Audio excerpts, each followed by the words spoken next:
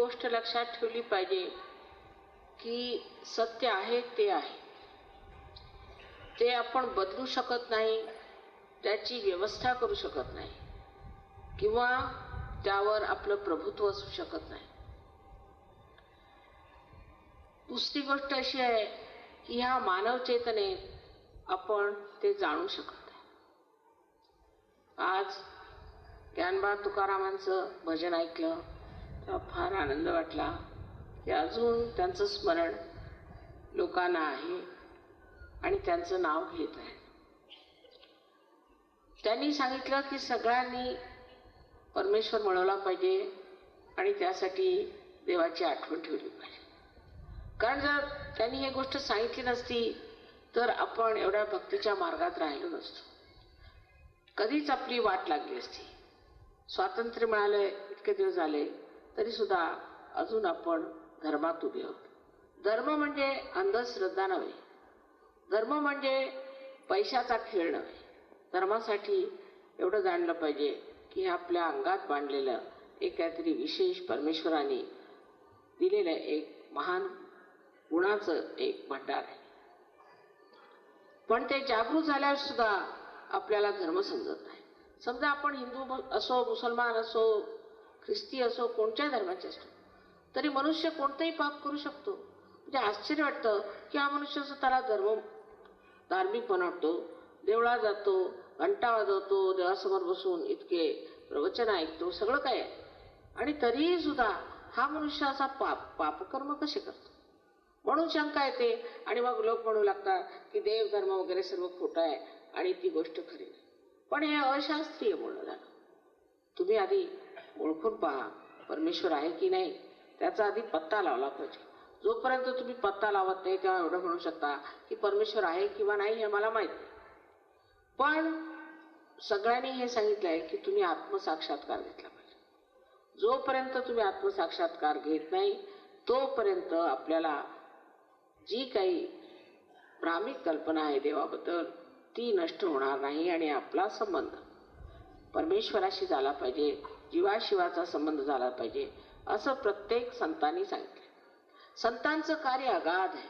विशेषतः महाराष्ट्रात इतकं त्यांनी कार्य केले, एवढी मेहनत घेतली आहे, अहोरात्र मेहनत घेतली आहे. आणि 12व्या शतकात आपल्याला माहिती आहे की ज्ञानदेव हे या पृथ्वीवर अवतरले. त्यावेळेला एक नाथपंथी फार मोठा असा एक विचार किंवा कार्यक्रम होत असे, पण तो अत्यंत गुप्त रूपाने होत असे.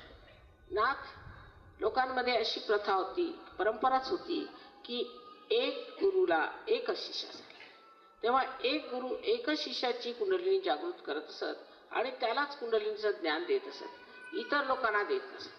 ते ज्ञानदेवानी शेवटी आपले जे गुरु निवृत्तीनाथ त्यांचे मोठे बंधू त्यांच्याजवळ मागणी केली की कमीत कमी हे ज्ञान मला सर्व जगाला सांगू द्या, जरी ते देता नाही आलं तरी मला सगळ्यांना सांगू द्या. ती आपली पहिली सामाजिक क्रिया घडली की त्यांनी ज्ञानेश्वरीमध्ये 6व्या अध्यायामध्ये उघडपणे सांगितलं की हे कार्य कुंडलिनीमुळे होतं. त्यानंतर त्यांनी अमृतानुभव म्हणून फार सुंदर एक अत्यंत सुंदर ग्रंथ, मला असं वाटतं तो ग्रंथांचा राजच म्हटला पाहिजे, ग्रंथांचा राजा म्हटला पाहिजे, असा सुंदर ग्रंथ त्यांनी लिहिला. आणि त्या ग्रंथामध्ये पारलौकिक जेवढं सुख आहे त्याचं फार सुंदर वर्णन केलेलं आहे. ते सुद्धा जो साक्षात्कारी मनुष्य नाही त्याला समजू शकत नाही. त्यानंतर अनेक लोकांनी याच्यावर मेहनत केली. तसं म्हटलं तर कुंडलिनीबद्दल संस्कृतात बरेच काही आख्यान केलेलं आहे.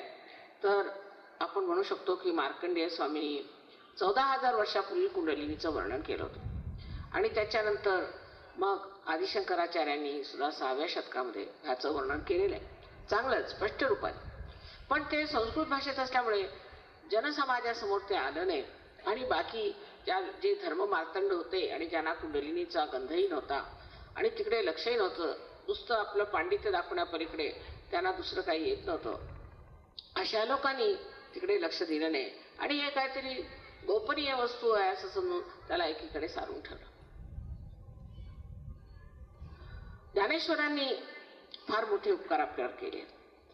त्यांनी हे उघडपणे सांगितलं, हे बरं झालं.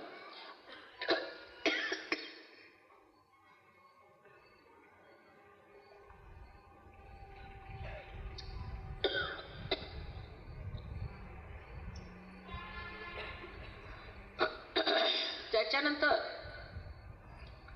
अनेक लोकांनी कुंडलिनीवर भाष्य केलेलं आहे. पैकी मुख्यतः नानक साहेब आणि त्यानंतर कबीरदास. नानक साहेबांनी नामदेवांची महती ओळखली. जेव्हा नामदेव तिथे गेले तेव्हा त्यांनी पाचारण केलं आणि सांगितलं की तुम्ही थोडंसं पंजाबी भाषा शिका आणि पंजाबी भाषेतही तुमचं थोडंसं काव्य करा. आपल्याला आश्चर्य वाटेल की त्यांचं एवढी मोठी गाथा त्यांनी पंजाबी भाषेत लिहिली आणि त्यात पुष्कळ अगदी शुद्ध मराठीत सुद्धा गाथा आहेत. आणि ते लोक जे ग्रंथसाहेब असतात, तर मी एकदा एका त्यांचं दरबार असतं त्याच्यात गेले होते, तर शुद्ध मराठीमध्ये ते ओव्या म्हणत होते. म्हटलं हे आलं कसं यांच्या डोक्यात, ह्या पंजाब्यांच्या डोक्यात? तर कळलं की ते जे आहे ते नामदेवांच्या ओव्या आहेत. जनाबाईंच्या सुद्धा ओव्या त्यांच्या ग्रंथसाहेबमध्ये त्यांनी एकत्रित केल्या. कारण त्यावेळेला नानक साहेबांना असं वाटलं की सगळ्या तऱ्हेचे भामटे लोक देवावरती कविता करतात, ते संत नाही. असंतांनी केलेल्या कविता पुष्कळ बोकाळल्यामुळे त्यांनी असं ठरवलं की फक्त जे संत म्हणजे ज्यांना आत्मसाक्षात्कार झाला असे लोक, ह्या लोकांनी केलेल्या कवितांचं संकलन करावं आणि म्हणून तो ग्रंथसाहेब त्यांनी केला. पण तो ग्रंथसाहेब सुद्धा झाल्यावर मग काय त्यांनीच म्हटलं की काय हे रे बनखो जन जाई, कशाला जंगलात जातोस तू? काहे रे बनखो जन जाई, सदा निवासी सदा अपेल अलेपा तो हे संग समाय. तुझ्यामध्ये समावलेला आहे, तू इकडे तिकडे का भटकायला जातोस? असं स्पष्ट सांगितलं. कहे नानक बिन आपाचीने. आपाचीने म्हणजे स्वतःला ओळखल्याशिवाय, स्वतःचं ज्ञान आल्याशिवाय, आत्मज्ञान आल्याशिवाय मिटेन भ्रम की काही, स्पष्ट सांगितलं. पण तेही आपण सकाळपासून संध्याकाळ घोकत बसलो. तर असं झालं की समजा आपल्याला डोकेदुखी झाली, आम्ही म्हटलं की बा डोक्या दुखायला बाम लावून घ्या डोक्याला, तर ते आपण घोकत बसलो. आम्ही बाम लावून घ्या त्यांनी डोकं दुखू जाईल की जास्त होईल. तशातला हा प्रकार. वाचून परमेश्वर मिळणार असता ते ह्यातले किती लोक युनिव्हर्सिटीत गेले होते आणि किती लोकांना वाचन येत होते. काहीतरी अशी किमया आहे ज्याने आपला संबंध ह्या ब्रह्मचैतन्याशी झाला पाहिजे. मग सत्य काय आहे? सत्य हे आहे की आपण सर्व आत्मा आहात. हे शरीर बुद्धी अहंकार आदी ह्या उपाधी आहेत, पण आपण शुद्ध आत्मा आहात. दुसरं सत्य काय आहे की सर्व सृष्टी एक अत्यंत सूक्ष्म आणि अत्यंत पवित्र आणि अत्यंत शक्तिशाली अशा एका शक्तीने व्यापलेली. ह्या शक्तीला आपण ब्रह्मचैतन्य असं म्हणतो. कोणी काय म्हणतं, कोणी रूह म्हणतं, तर कोणी त्याला all pervading power of God म्हणतं. ही प्रेमशक्ती, ही परमेश्वराची प्रेमशक्ती. आणि त्या शक्तीमुळे जगातील जेवढी आपण रोजची जिवंत कार्य बघतो. आता हे फुल इतकं सुंदर आहे, हे एका बी पासून इतकी सुंदर फुलं पानं आली. ही बघा कितीतरी फुलं आहेत. आपण कधी विचार सुद्धा करत नाही की ही आली कशी बा. ही पृथ्वी दिसायला अशी दिसते आणि बी दिसायला तसं दिसतं. आपण ते पेरलं काय आणि हे झालं काय, आपण विचार सुद्धा करत नाही. हे सर्व कार्य ही सूक्ष्म सृष्टी करत असते. तिला सगळं समजतं. आता एक आंब्याचं झाड एका उंचीपर्यंतच वाढेल, एका फळाचं झाड, एका फुलाचं झाड किंवा कोणचं, त्यांना एकच उंची जी असेल ती, त्याच्यावर ते वाढत नाही. नारळासारखं झाड, गुलाबाचं झुडूप वाढणार नाही. हे सगळं कोण सांभाळतं? आपल्यामध्ये त्या शक्तीचा सुद्धा फार आपण आपल्याला अजाणताच आपण त्याचा उपयोग करत असतो. आणि ती शक्ती तिला वैद्यकीय लोक ऑटोनॉमस नर्वस सिस्टम म्हणजे स्वयंचालित संस्था असं म्हणतात. स्वयं म्हणजे कोण? आता विचारलं त्यांना की अहो तुम्ही स्वयंचालित म्हणता, आता मोटारीला आपण म्हणतो स्वयंचालित. मोटारीत एक ड्रायव्हर असतो ना, मग हा कोण? नुसतं स्वयंचालित म्हणून एक नाव तुम्ही दिलं, पण हा कोण स्वयं आहे? हा स्वयं कोण? तर तुमचा आत्मा. त्यांनी चालवलेली ही शक्ती आहे म्हणून तिला आपण स्वयंचालित संस्था असं म्हणतो. आणि त्याचा चालवणारा जो आहे तो हा आत्मा. पण हा आत्मा आपल्या हृदयात असतो आणि त्या हृदयातून तो आपल्या सर्व हालचालीवर बघत असतो, लक्ष असतं त्याचं. पण आपल्या चित्तात त्याचा प्रकाश आलेला नसतो, म्हणून आपण अंधकारात होतो. आणि म्हणून काही आपल्यामध्ये जे दुर्गुण आहेत, दोष आहेत, ते त्या अंधारामुळे येतात, त्या अज्ञानामुळे येतात. समजा जर इथे अगदी पूर्णपणे अंधार असता तर आपल्याला कळत नसतं की एक दुसरे कुठे बसलेत काय. आपण चेंगरत दुसऱ्यांना इकडून तिकडे गेलो असतो आणि लक्षात नसतं आलं की आपण काय चुका केल्या. तेव्हा अध्यात्म म्हणजे आत्म्याला प्राप्त करणं आणि परमेश्वराच्या साम्राज्यात वावरणं हे खरा अध्यात्म आहे. अध्यात्म म्हणजे पारायण करणं, लोकांपासून पैसे उकळणं आणि खोट्या तऱ्हेने लोकांना दांभिकपणाने काहीतरी सांगणं, ह्याला अध्यात्म म्हणत नाही. अध्यात्माचा अधिकार फक्त संतांना आहे आणि अंधश्रद्धा निर्मूलनाचा अधिकार सुद्धा नुसता संतांनाच आहे. कारण त्यांची डोळस श्रद्धा आहे. ज्यांची श्रद्धा डोळस नाही ते स्वतःच आंधळे असल्यामुळे ते काय अंधश्रद्धा निर्मूलन करणार. तेव्हा आपण लक्षात घेतलं पाहिजे की अध्यात्म म्हणजे परमेश्वराच्या साम्राज्यात उतरून मनसोक्त आनंदात पोहणे, ह्याला आपण अध्यात्म म्हणूया. जे आनंदाच्या सागरी, आनंदाच्या डोही जे म्हटलेलं आहे तो खरा अध्यात्म आहे. आणि त्या अध्यात्मामध्ये फक्त त्याची जाणीव, त्याचा आनंद आणि त्यात रममाण होणे हे आहे. त्याच्यावर विचार करू शकत नाही, त्या अनुभवाचा विचार करता येत नाही.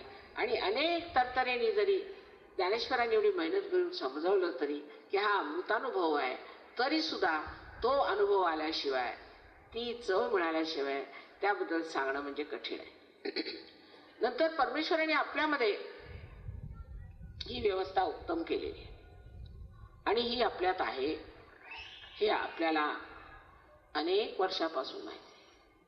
आणि जेव्हा कुंडलिनी जागृत होते तेव्हा आपल्याला बोध होतो. बोध म्हणजे काही भाषण नव्हे, बोध म्हणजे आपल्या त्या नसांवर, आपल्या बोटातून आपल्याला हे परमचैतन्य जाणू लागतं. मग या बोटांवर आपल्याला कळू लागतं. जसा कॉम्प्युटर असतो तसं आपल्या यंत्रासारखं आपल्याला कळू लागतं या बोटांवरनं की आपली कोणची चक्र धरली आहेत, मग दुसऱ्यांची कोणची चक्र धरली. ही जे 6 सूक्ष्म चक्र आहेत ती आपल्या हाताला लागतातच, पण 7वं चक्र आहे ते सुद्धा व्यवस्थित आपल्या हाताला लागतं. मग या माणसाला किंवा आपल्याला कोणता त्रास आहे तो आपण असं समजू शकतो. आणि ते समजल्यावर जर आपल्याला हे माहीत असलं की हे नीट कसं करायचं, तर आपली प्रकृती सुद्धा ठीक होऊ शकते आणि दुसऱ्यांची आपण प्रकृती ठीक करू शकतो. म्हणजे एवढे आपण शक्तिशाली आहोत. परमेश्वराने आपल्याला फार शक्तिशाली निर्माण केलेला आहे. फक्त हा संबंध परमेश्वराशी झाला पाहिजे. नामस्मरणाने एवढं मात्र होतं की लक्ष परमेश्वराकडे असतं. पण जे ते अतिशयतेत गेलं तर मग ते कर्मकांड होऊन बसलं. सकाळी उठले, पूजेला पाटावर बसले, बायकोवर ओरडले, इकडे ओरड तिकडे ओरड, मग 2-4 फुलं वाहिली इकडे देवाला, तिकडे त्याच्यावर ओरडले, त्याच्यावर, हे काही नाही. जर परमेश्वराचं नाव घ्यायचं असलं तर एकदा घेतलं तरी पुष्कळ, कारण ते परमेश्वर आहे.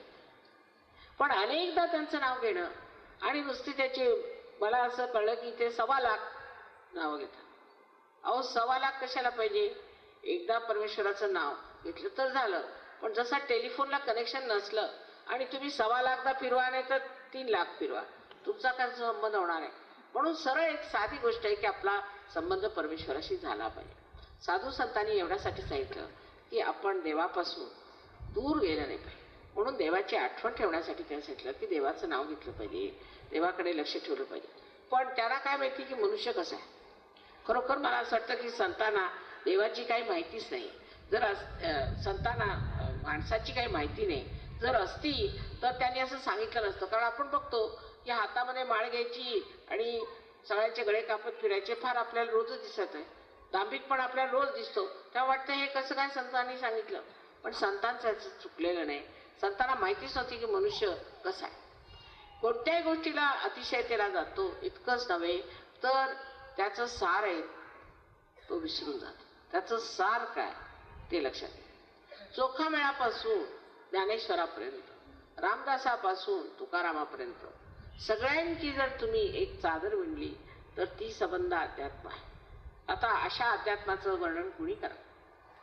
आज मला इतका आनंद झाला की आपण इतक्या उत्साहाने आणि अगत्याने हा समारंभ घडवून आणला. मी एक आई आहे आणि आईच्या दृष्टीने जे काही असेल ते म्हणजे सांगायचं असं की ही तुमची कुंडलिनी सुद्धा तुमची एक आई आहे. आई म्हणजे तुमची स्वतःची व्यक्तिगत एक आई आहे. प्रत्येकाची आई वेगळी नसते. एका आईला 10 मुलं सुद्धा असतात, पण ही तुमची आई आहे, फक्त तुमची. आणि हिने सगळं काही तुमच्याबद्दल हिच्यात नमूद आहे. तिला माहिती आहे की तुम्ही कोण आहात, कुठून आलात, तुमचे पूर्वजन्म काय, तुम्हाला पुढे काय पाहिजे, तिला सगळी माहिती आहे. आणि आज ती अगदी आतुर आहे, उत्कंठित आहे की तुम्हाला हा पुनर्जन्म द्यायचा. ती तुम्हाला पुनर्जन्म देणार आहे. माझं ह्याच्यात काही देणं घेणं लागत. आता तुम्ही बघितले इथे इतक्या मेणबत्त्या आहेत. एक मेणबत्तीपासून दुसरी मेणबत्ती पेटते, त्यात तिचं देणं घेणं काय लागतं. तेव्हा हे आपल्यामध्ये जी कुंडलिनी आहे तिचं जागरण करून घेतलं पाहिजे. आता ही तुमचीच आहे, तुझं आहे, तुझं पाशी ते काय, ती सत्ता कोणची, ती संपदा कोणची, ती तुमच्याजवळ आहे. ती फक्त एकदा ही कुंडलिनी जागृत झाली की मग ती ब्रह्मरंध्र छेदून जेव्हा ह्या सर्व शक्तिमान ब्रह्मचैतन्याशी एकाकारिता साधते त्यालाच योग म्हटला पाहिजे. बाकीचे नुसते योगाच्या पायऱ्या आहेत. आज त्या पायऱ्यांची गरज नाही. माझं जर काही कार्य असेल तर ते हेच की मी ह्या सर्व उलाढाली न करताना, कारण आजकाल लोकांना वेळ कुठे आहे, म्हणून आधी कळस मग पाया अशा रीतीची मी व्यवस्था केली आहे की आधी कुंडलिनी जागृत करून द्या. आधी तुम्हाला मी लेक्चर दिलं, हे नका करू, ते नका करू, ते काहीच पडणार नाही. पण काय होईल की कुंडलिनी जागृत केली म्हणजे त्या अंधुक प्रकाशात तुम्ही बघा. समजा हातात हात साप धरला तुम्ही आणि मी म्हटलं की हा साप आहे आणि अंधार असला आणि तुम्हाला दिसत नाही, तुम्हाला कशावरून आम्ही म्हणतोय दोरखंडच आहे आणि धरून बसले, तो चावेस तर धरूनच बसणार तुम्ही. पण जेव्हा थोडासा तरी प्रकाश आला, त्या अंधुक प्रकाशात सुद्धा तुम्ही बघू शकता की हा साप आहे आणि तुम्ही स्वतः सोडून द्या. म्हणून मी म्हणते की तुम्ही स्वतःचे गुरु होऊन घ्या. काही गुरूंची गरज नाही, काही नाही, तुम्ही स्वतःचे गुरु होऊन घ्या. म्हणजे सांगायचं असं की ही जिवंत क्रिया. जसं आपण जमिनीमध्ये बी पेरतो तसं परमेश्वराने आपल्यात आपलं कुंडलिनीचं बी पेरलेलं आहे. ती जागृत झाली आणि तिचा संबंध जेव्हा या शक्तीशी झाला की त्याने आपल्याला सर्वप्रथम म्हणजे शारीरिक लाभ.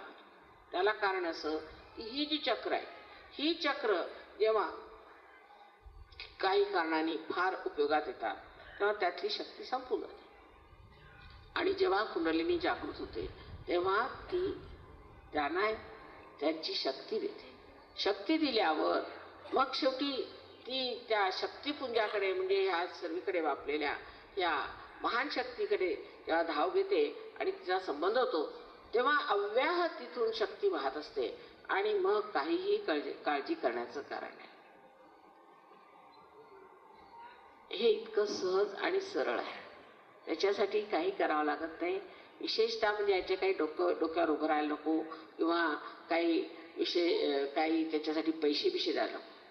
म्हणजे असंच होईल की आपण जमिनीला पैसे द्यायचे, बाई तू हे पैसे घे आणखीन मला आता ऊसाचं इथे पीक काढायचं, तशातला हा प्रकार. तेव्हा ह्या शुद्ध कार्यासाठी, या जिवंत कार्यासाठी तुम्ही किती पैसे देणार. आता लोक खूप पैसे घेतात, लोकांच्याकडनं खूप पैसे उकळतात देवाच्या नावावर. अहो त्या देवाला काही पैसे समजतात का?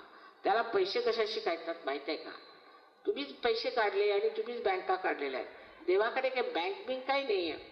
त्याचं काम एवढंच आहे की तुम्हाला आपल्या साम्राज्यात बोलवायचं, प्रेमाने बसवायचं आणि तुम्हाला आनंदाच्या नुसत्या किरापती वाटायच्या. दुसरं काहीही परमेश्वराला त्याचा उद्देश नाही. म्हणून त्यांनी आपल्याला मानव केलं आहे. आता थोडंसंच पुढे जायचं आहे. तो प्रवास फार लहानसा आहे आणि हा संबंध प्रेमाचा प्रभाव आहे. सगळं प्रेमाचं कार्य आहे. ह्याच्यामध्ये कोणत्याही प्रकारचं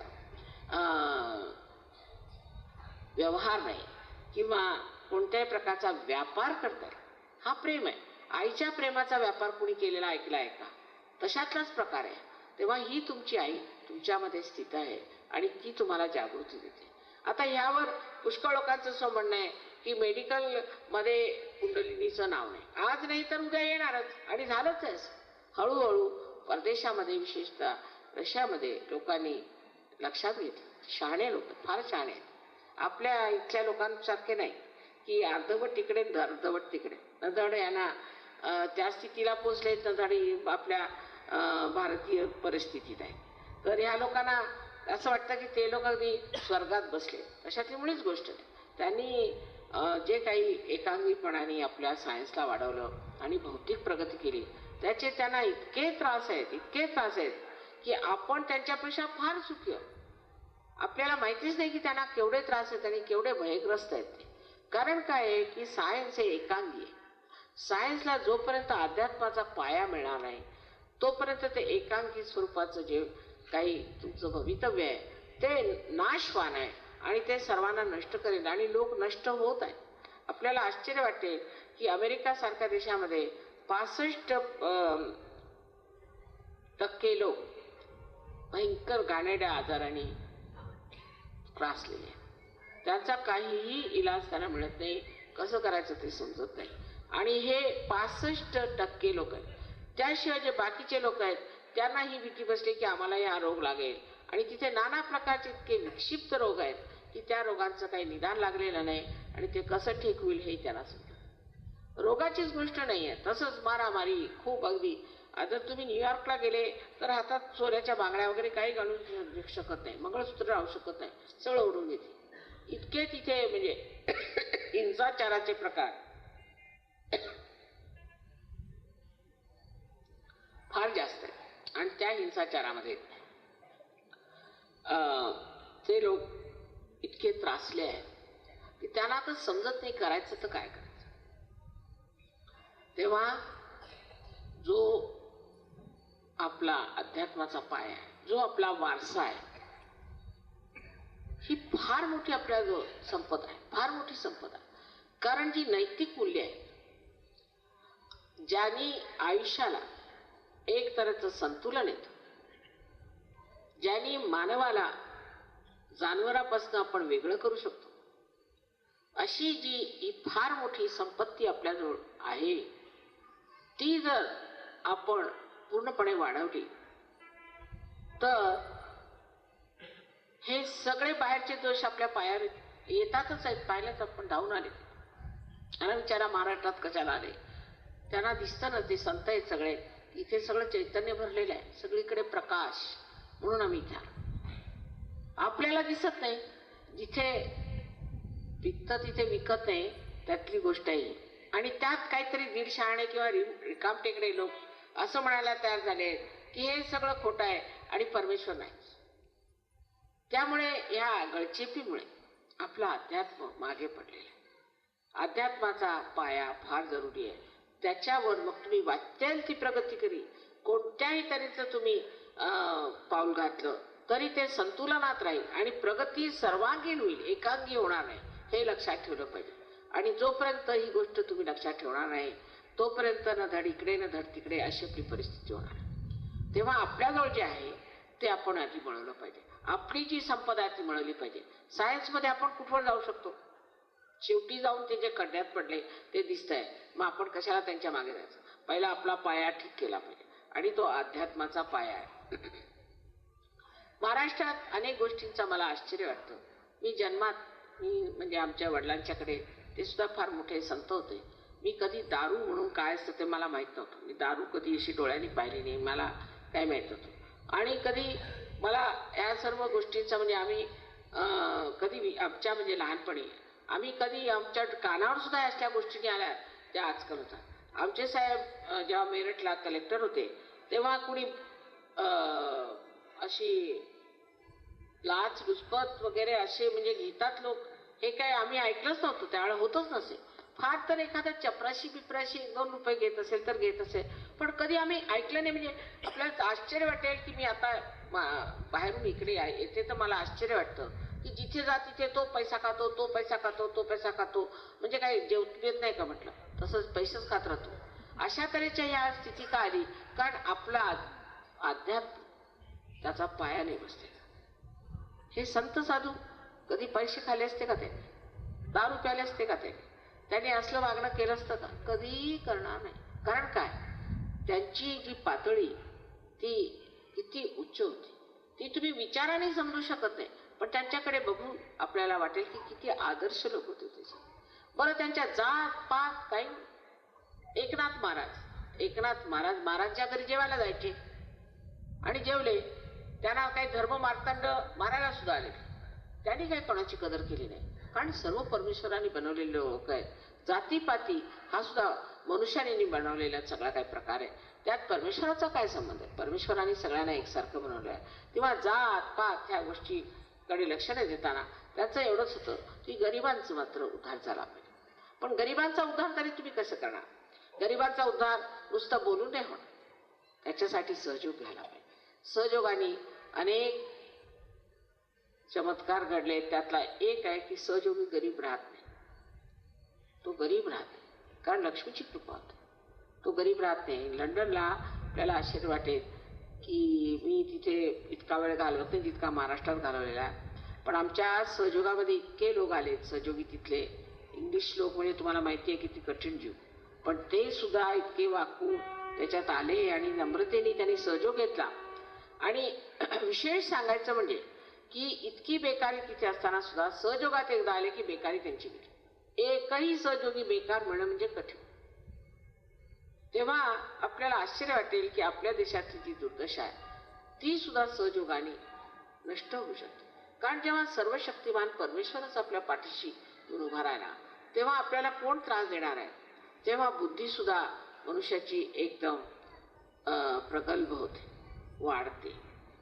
आमच्या इंग्लंडमध्ये दोन लोकांना सायन्समध्ये डॉक्टरेट मिळाले. एकाला फिजिक्समध्ये आणि एकाला केमिस्ट्रीमध्ये त्यांना डॉक्टरेट मिळाली. सहयोगी आहे दोघांनाही. आणि त्यांनी सहयोगाच्याच माध्यमाने सर्व शोध लावून काढले. त्याच्यानंतर दिल्लीला 3 डॉक्टरांना MDची पदवी मिळाली.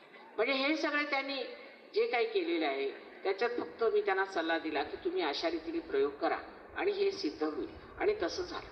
तसं झाल्यावरती ते परिमाण मात्र सगळं शास्त्रीय सायंटिफिकच आहे आणि त्यांनी दाखवून दिलं.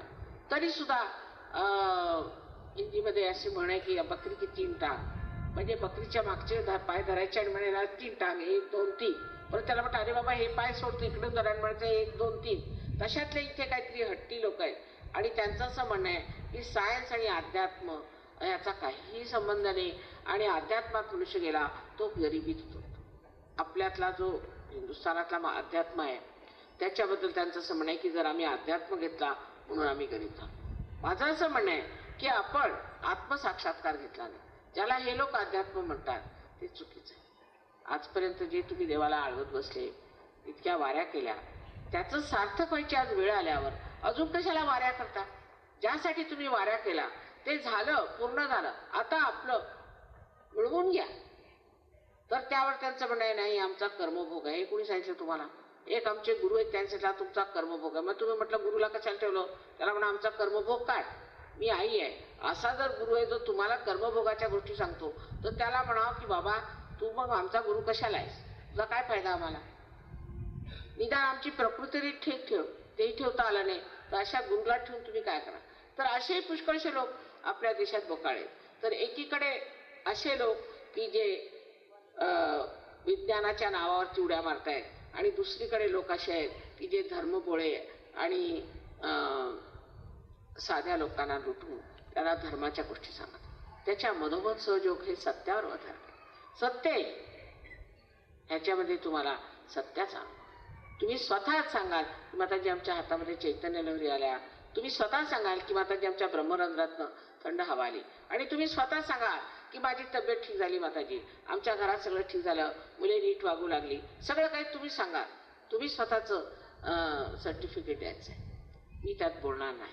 आणि आम्हाला आश्चर्य वाटतं की इतकी मोठी गोष्ट आपल्याला मिळाली असून आता त्या रशियामध्ये 16,000 माणसं येतात आणि 400 डॉक्टर सहयोग करतायत आणि 200 सायंटिस्ट ज्यांनी स्पुटनिकचा पत्ता लावला तो सुद्धा येऊन तुमच्या आईजवळ बसतात आणि सहयोगाबद्दल विचारतात. आता हे निवडत 56 देशातले लोक इथे आलेले, हे काय सगळे मूर्ख आहेत? हे एवढे इथे मोठमोठाले साधू लोक येतात, आणखी त्यांनी खूप पैसे कमवलेत बाहेर, त्यांचे शिष्य ते कधी आले का तुमच्या खेडेगावी? ते कधी फिरले का तुमच्याशी भेटले का? म्हणजे हे कसलं विश्वाचं कार्य आहे? त्या लोकांना इथे आणायचं नुसतं दाखवण्यापुरतं, आणि त्यांना काही आपल्या संस्कृतीची कल्पना नाही. त्यांना गणपती कशा शिकवतात ते माहिती आहे.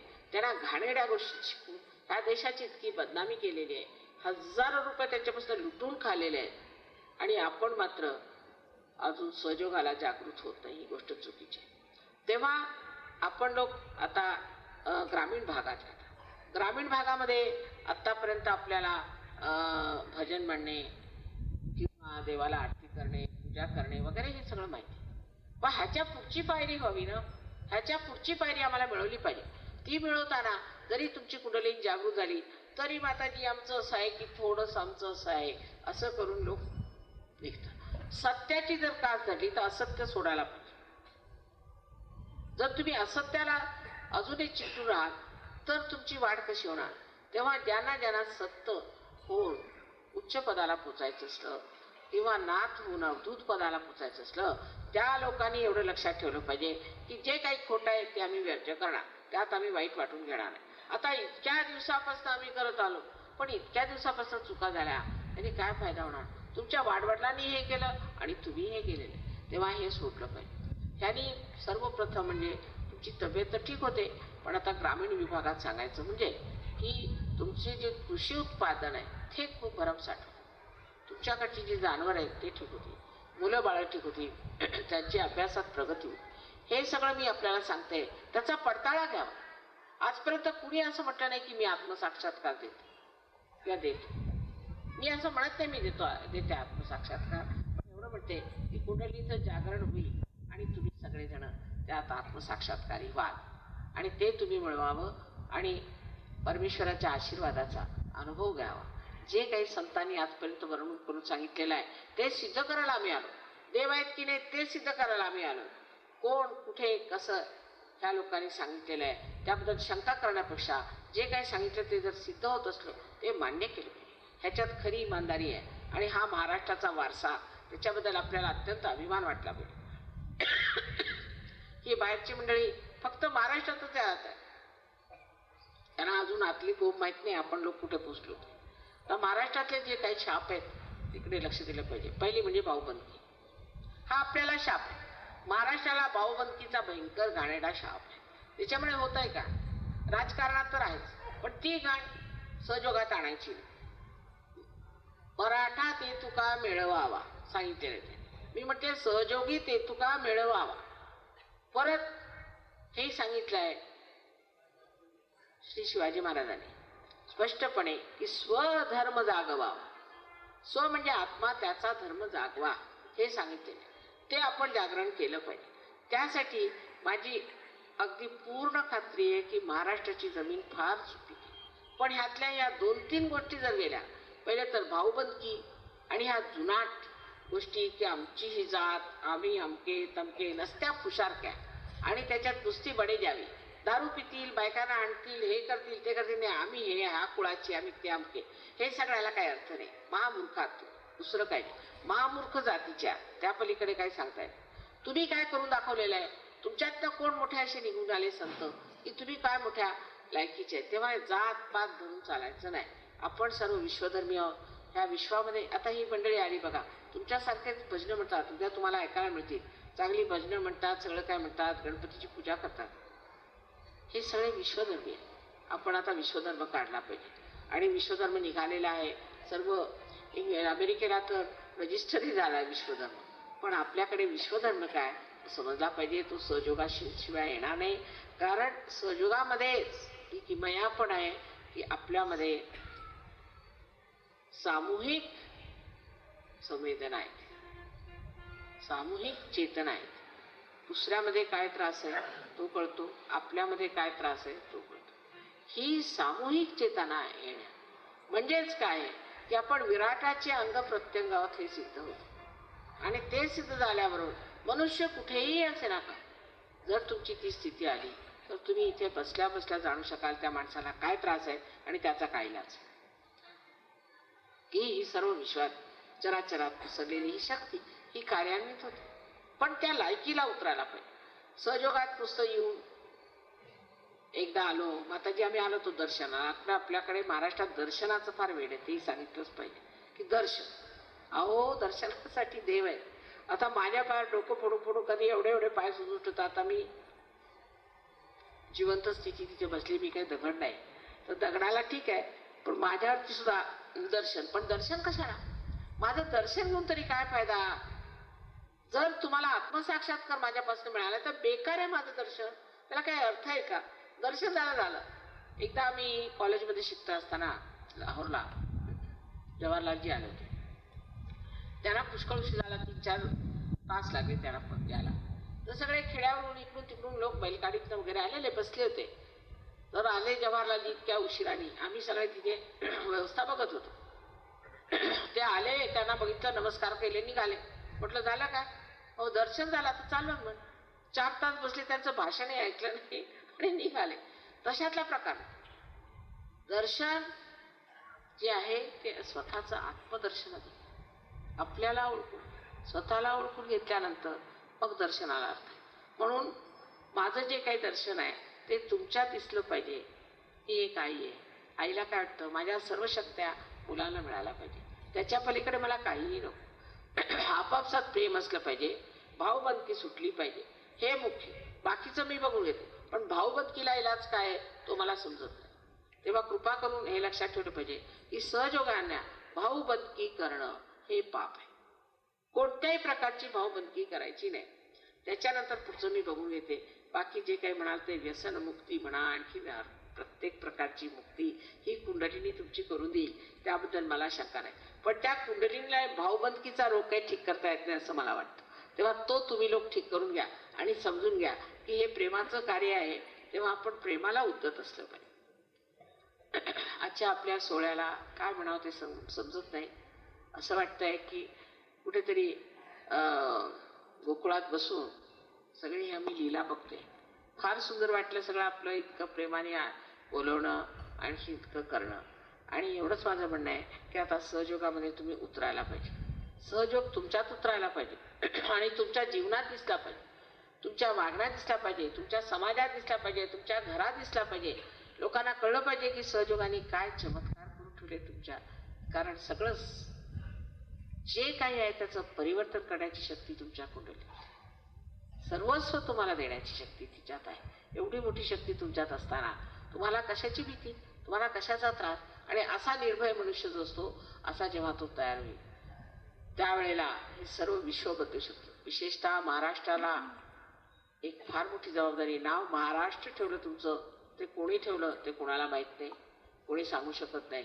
पण ह्या महाराष्ट्रात राहून ती महानता यायला पाहिजे. ती आल्यानंतरच सर्व जगाला कळेल की ह्याचं नाव महाराष्ट्र काय. तुमचं जे स्वातंत्र्य आहे त्याची मान्यता मला आहे. तुमच्या स्वतंत्रतेतच तुम्ही म्हटलं पाहिजे की माझी जागृती झाली पाहिजे. त्याच्यावर जबरदस्ती करतायत, दडपशाही करतायत. कोणत्याही तऱ्हेने ती कुंडलिनी उठणारच नाही जोपर्यंत तुमच्या मनामध्ये त्याची शुद्ध इच्छा नसणार. कारण कुंडलिनी ही शक्ती शुद्ध इच्छेची. तेव्हा ही शुद्ध इच्छा आपल्यामध्ये बाळगून आपण जर बसलात की माताजी आम्हाला आज आत्मसाक्षात्कार हवा, ही गोष्ट तात्काळ तत्क्षण होऊ शकते. आणि म्हणून कृपा करून लक्षात ठेवलं पाहिजे की ह्याच्या जोड जबरदस्ती मी करू शकत नाही. कारण शेवटी तुम्ही इतके समर्थ होता की पूर्णपणे स्वतंत्र होत जाता. म्हणून ही जी स्वतंत्रता परमेश्वराने तुम्हाला दिलेली आहे मानवते, ती मी पूर्णपणे मान्य करते. आणि त्या स्वतंत्रतेला मान्यता देऊ. ज्यांना असं वाटत असेल की आम्हाला जागृती नको त्यांनी इथून बाहेर जावं ते बरं. दुसऱ्यांना बघायची भूमिका करायला इथे बसू नये. कृपा करून आपण ज्यांना हे मान्य नसेल त्यांनी बाहेर. पण एकदा जागृती झाल्यानंतर मग जे सत्य आहे तेच मी धरीन, दुसरं धरणार नाही. आणि ह्या अध्यात्माच्या उच्च शिखराला मी जाऊन पोहोचीन अशी मनामध्ये महत्वाकांक्षा बाळगली पाहिजे. त्यापेक्षा आणखी दुसरं काय मिळवायचं आहे, सगळं त्रिभुवनच त्याच्यात समावलेलं आहे. तेव्हा कृपा करून त्यानंतर मी सहयोगामध्ये गहनात उतरून स्वतःची पूर्ण प्रगती करून घेईन आणि सर्व महाराष्ट्रात इतकंच नव्हे पण सर्व जगामध्ये एक आदर्श सहयोगी म्हणून मी वावरेन असा मनामध्ये निश्चय ठेवून प्रत्येक मनुष्य तो सुशिक्षित असो वा नसो, कोणीही गोरा कुंभार किंवा नामदेव किंवा कोणीही शाळेत गेले नव्हते, कॉलेजमध्ये गेले होते, युनिव्हर्सिटीत गेलो होतो, काही नाही, कोणी तरी सुद्धा काय चमत्कार करून ठेवले त्यांनी की आजपर्यंत तुम्ही लोक त्यांची स्तुती गाता. तेव्हा अशीच कार्य करा की ज्याने जगामध्ये नाव होईल आणि आपल्याबद्दल लोक म्हणतील की किती मोठे हे साधक आहेत, किती शक्तिशाली आहेत. आणि एक एक माणूस सुद्धा हजारो माणसांना जागृती देऊ शकतो, हजारो लोकांचं आयुष्य सुधारू शकतो, ही आपल्यामध्ये शक्ती आहे. तेव्हा आपलं स्वातंत्र्य मी मानते आणि त्या स्वातंत्र्यात आपण बसलेले आहे. तेव्हा एक आणखीन विनंती आहे की डोक्याच्या टोप्या काढाव्यात, कारण आईसमोर आपण काही टोपी बिपी घालून बसत नाही. मी काही गुरुबिरू नाही आहे, मी एक आई आहे आणि आईचा नेहमी हात आपल्या डोक्यावर येतो. आपल्याला माहिती आहे आईकडे गेलं की आई काय आहे ते मला आपल्याला सांगायला नको. ज्ञानाचा सागर आहे, पण सर्वात मुख्य म्हणजे क्षमेचा सागर आहे. आणि तुम्ही अशी कोणती चूक करू शकता जी त्या सागरामध्ये विलीन नाही होऊ शकत, अशी कोणतीच तुम्ही चूक करू शकत.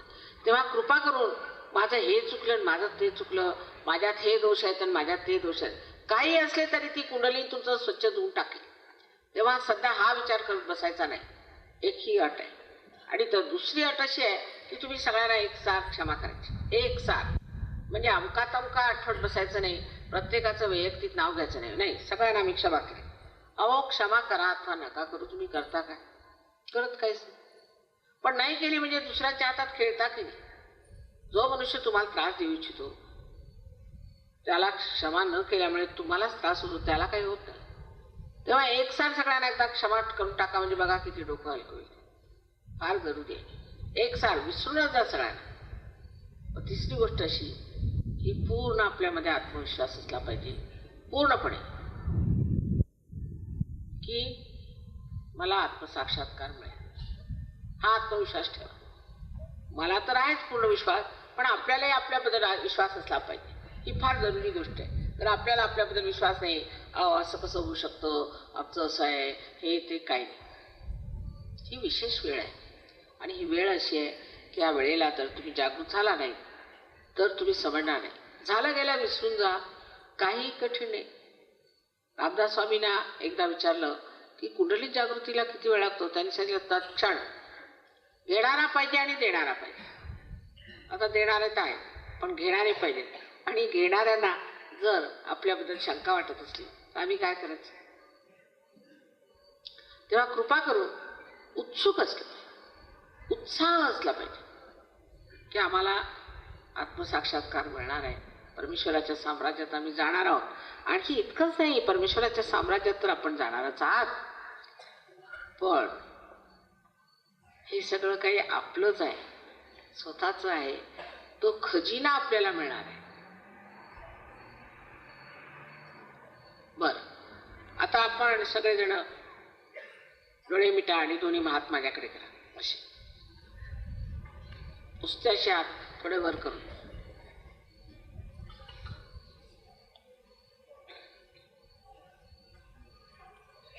डोळे मिटून घ्या.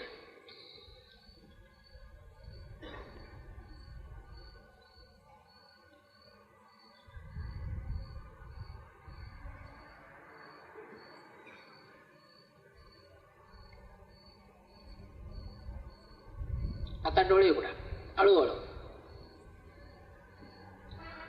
आता उजवा हात माझ्याकडे असा करायचा, पुढे मान वाकून घ्यायची आणि ब्रह्मरंध्रात असा हात अधांतरी धरायचा, मान वाकून डावा असा धरायचा. आता बघा आपल्या डोक्यातनं गारवारा येतोय का? सगळीकडे गारवारा सुटलाय, शंका नाही करायची. येतोय का?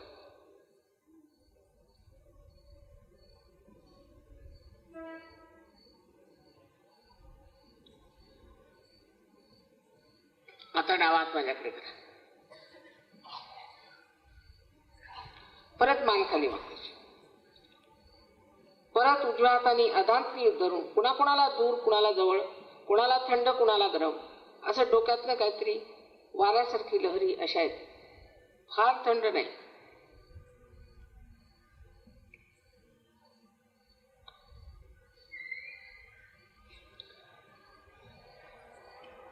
परत उजवा हात माझ्याकडे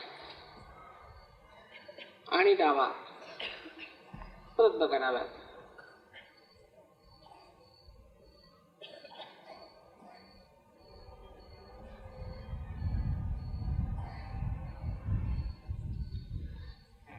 आता दोन्ही हात आकाशाकडे करायचे, शंका करायची नाही. बघा आणि मागे अशी मान करायची आणि प्रश्न करायचा की श्री माताजी हे परमचैतन्य आहे का? असा प्रश्न 3दा विचारा. श्री माताजी हे ब्रह्मचैतन्य आहे का? हा प्रश्न कोणताही 3दा विचारा. श्री माताजी ही परमेश्वराची प्रेमशक्ती आहे का? प्रश्न विचारा 3दा. आता हात खाली घ्या. बघा किती वारा सुटला. इकडे इथूनच वारा येतोय तिकडे. ज्या लोकांच्या हातामध्ये किंवा डोक्यातून थंड किंवा गरम अशा लहरी आल्या असतील, अशा सर्वांनी दोन्ही हात वर करायचे.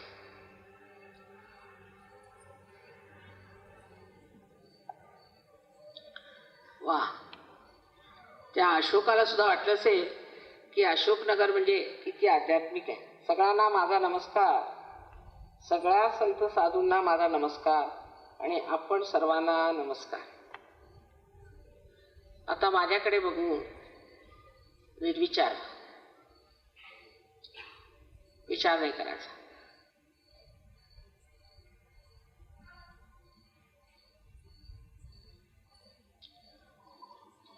ही निर्विचार समाधी.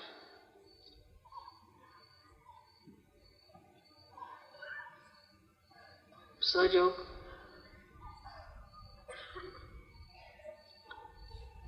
जर तुम्ही आपल्यात लक्षपूर्वक जमून घेतला तर दुसरी स्थिती, ज्याला आम्ही निर्विकल्प म्हणतो, फार लवकर प्राप्त होते. ती झाली पाहिजे. ती आपली शक्ती ती मिळवली पाहिजे आणि त्यासाठी जो काही सामूहिक कार्यक्रम होईल तो घ्यावा. आम्ही काही पैसे घेत नाही. त्याच्यामुळे लक्षात ठेवलं पाहिजे की जी लहानशी जागा जी पण आम्हाला अशोकनगरमध्ये मिळाली आहे त्याच्यासाठी मी फार उपकार मानते की इथली अशी जागा मिळालेली, इथे इतके धार्मिक लोक आहेत. पण ती लहान असो मोठी असो कशी असली तरी तिथे आपल्याला आनंद मिळतोय. अशा दृष्टीने आपण सर्वांनी यावं, आणखी सहयोग समजून घ्यावा आणि आपल्यामध्ये उतरून घ्यावा अशी विनंती. दुसरं म्हणजे पायावर येण्याची काही गरज नाही, कारण अजून काहीच झालेलं नाही. एकदा तुम्ही पार होऊन घ्या, आणखी आपलं पूर्ण दर्शन घ्या, त्यानंतर मग बघता येईल. पण सध्या आपण कोणी माझ्या पायावर येण्याचा प्रयत्न करू नये. काही त्याची गरज नाही.